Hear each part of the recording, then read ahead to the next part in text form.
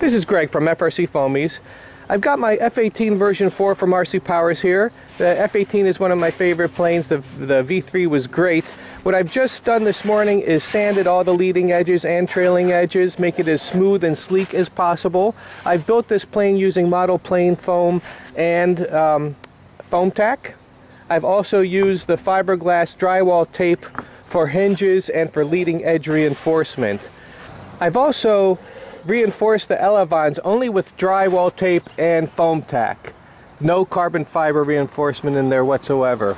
That's worked for me on other planes, and it keeps it nice and lightweight, and you don't cut the foam and actually make it weaker. Sometimes the foam will break around the carbon fiber rod, so this prevents that, and it's nice and strong.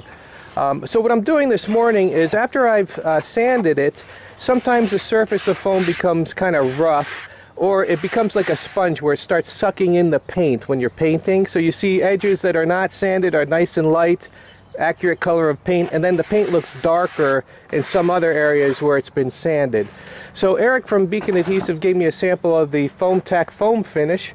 This is a sealer and protector and strengthener, very lightweight, that's meant to go on as a top coat on the foam, and then you can paint on top of that. So I'm going to do that. He recommended applying it with a squeegee effect or with a brush. So I've got a foam brush here, and I've got a business card that I'm going to use as a squeegee. And let's see how it does. So what I'm going to do is spread it with the sponge brush, and then I'll go back and just squeegee it on. It's kind of thick, so it'll be hard to do much of this at a time. I'm going to do a little area at a time. I happen to have a groove right here from the sander, which is hard to see, but I'm curious to see whether this will fill it in.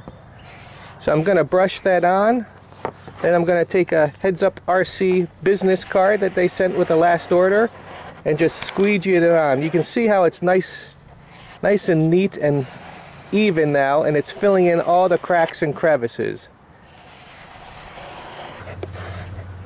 I'm going to apply it to the leading edges here with the brush, just to seal up that leading edge.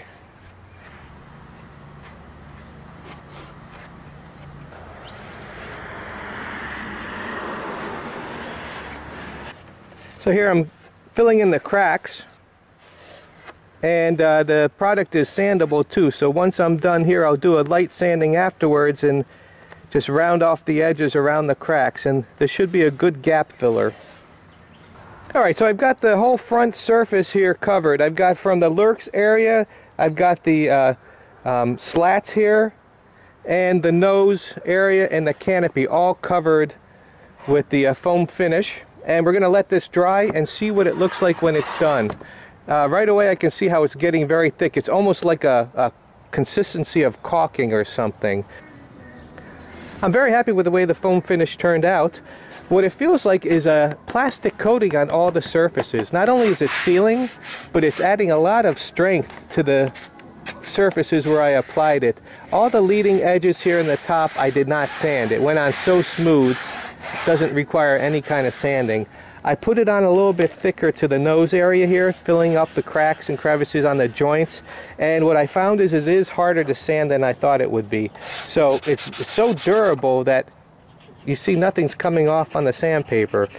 The next plane I use this on, I will be sure to put it on a little bit more carefully, knowing I won't be able to sand it as easily as I thought I would. But that's actually a good thing. It's so durable that sandpaper is having a hard time to take it off.